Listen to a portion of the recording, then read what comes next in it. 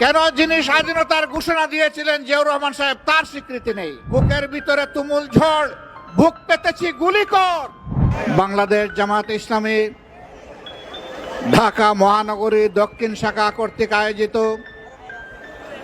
প্রিয় বাংলাদেশের ৫৪তম স্বাধীনতা দিবসের প্রাক্কালে বিজয় মিছিল পূর্ব এই সমাবেশের সম্মানিত সভাপতি, মহানগরী দক্ষিণের সম্মানিত আমির, কেন্দ্রীয় নির্বাহী পরিষদের অন্যতম সদস্য জননেতা জনাব নুরুল ইসলাম বুলবুল, মঞ্চে বসা বাংলাদেশ জামাতে ইসলামীর অন্যতম নির্বাহী পরিষদ সদস্য বিশিষ্ট আলেমে দ্বীন জনাব AHM আব্দুল হালিম, মঞ্চে বসা মহানগরী সম্মানিত নেতৃবৃন্দ, আমার সামনে উপস্থিত বাংলাদেশের লাল সবুজ পতাকা মাথায় নিয়ে আজকে যারা হাজির হয়েছেন প্রিয় জনগণ, আমি আপনাদের সকলকে বিজয় দিবসের শুভেচ্ছা জানাচ্ছি ওই সমস্ত ভাই বোনদেরকে যারা শুধু দেশে নয় বিদেশে থেকে আমাদের হারিয়ে যাওয়া, ছিনতাই হয়ে যাওয়া এই বিজয়কে ফিরিয়ে এনে জনগণের কাছে উপহার দেওয়ার জন্য সমান তালে ৫৪টি বছর বিশেষভাবে গত ১৫.৫ বছর লড়াই করেছেন। আমি সমস্ত যোদ্ধাদেরকে আজকে বিজয় দিবসের শুভেচ্ছা জানাচ্ছি, গভীর কৃতজ্ঞতা জ্ঞাপন করছি যারা ৭১ সালে রণাঙ্গনে বুক চিতিয়ে যুদ্ধ করেছিলেন, জীবন দিয়েছেন, বঙ্গুত্ব বরণ করেছেন, লড়াই করে সেদিন বিজয় উপহার দেওয়ার জন্য যারা ঘর থেকে বের হয়ে এক এক করে ৯.৫ মাস যারা রণাঙ্গনে ছিলেন, আমি তাদের সকলের প্রতি গভীর কৃতজ্ঞতা জানাচ্ছি। আমরা জাতি হিসাবে কৃতজ্ঞ জাতি, কিন্তু একটা দল, বিশেষ করে একটা গোষ্ঠীও না, একটা পরিবার জাতিকে কৃতজ্ঞতা বোধ ভুলিয়ে দিয়েছিল। স্বাধীনতার সমস্ত অবদান, ক্রেডিট হাইজ্যাক করে একটি পরিবারের সম্পত্তিতে পরিণত করা হয়েছিল।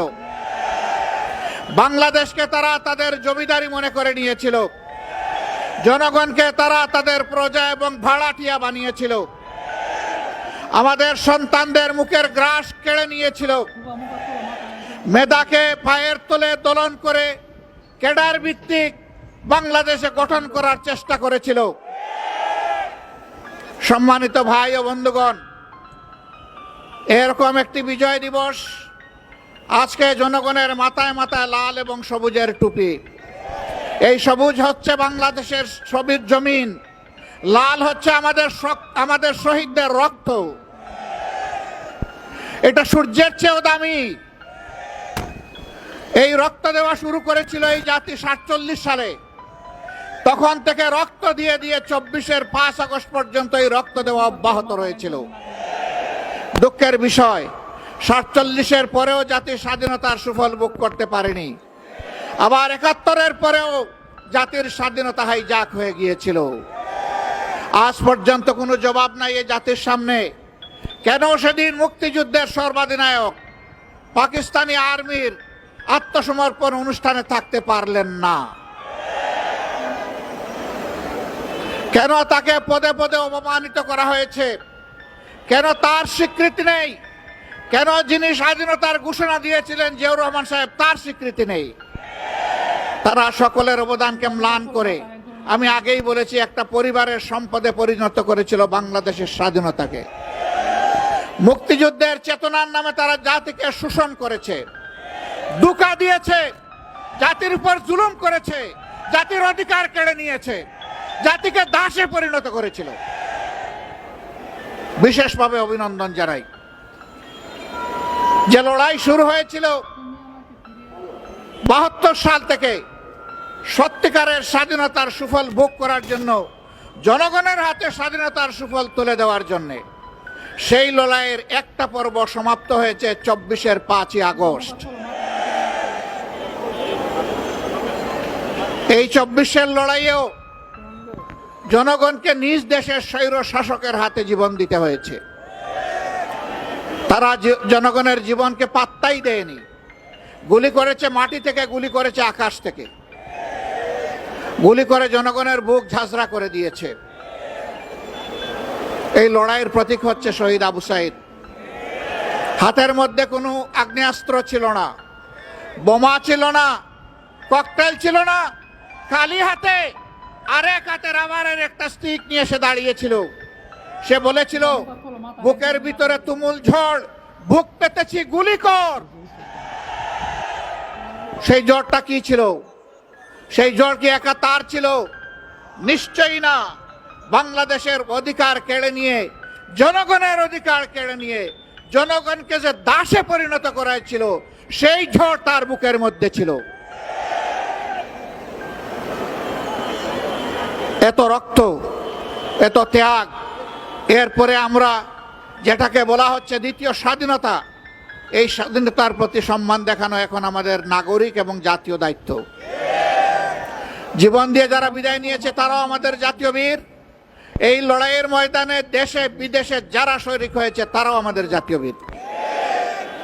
আমরা জাতীয় বীর দেখে আমাদের উচ্চ শিখরে রেখে তাদেরকে আমরা সম্মান জানাতে চাই। জাতীয় বীরদের এই অবদান কোনো ব্যক্তি, কোনো পরিবার, কোনো গোষ্ঠী, কোনো দলের লাল লোলুপ দৃষ্টির সামনে এটা যেন হারিয়ে না যায়। বাংলাদেশের জনগণকে পাহারা দিতে হবে। আপনারা পাহারা দিতে পারবেন? 24 ঘন্টা, 365 দিন, বছরের পর বছর, যুগের পর যুগ, শতাব্দীর পর শতাব্দী সেই পাহারার জন্য আমাদেরকে তৈরি হতে হবে ইনশাআল্লাহ। আজকের এই র্যালি থেকে আমরা জানিয়ে দিতে চাই, বারবার বুকে রক্ত দিয়ে যে জাতির স্বাধীনতা আনতে পারে, সেই জাতির সন্তানেরা আর এই স্বাধীনতা কাউকে আর ছিনতাই করতে দেবে না ইনশাআল্লাহ। আমরা সবাইকে ধৈর্যের সাথে বাংলাদেশ গঠনে অবদান রাখার জন্য অনুরোধ জানাবো। কাউকে যেন কোনো অস্থিরতা পেয়ে না বসে।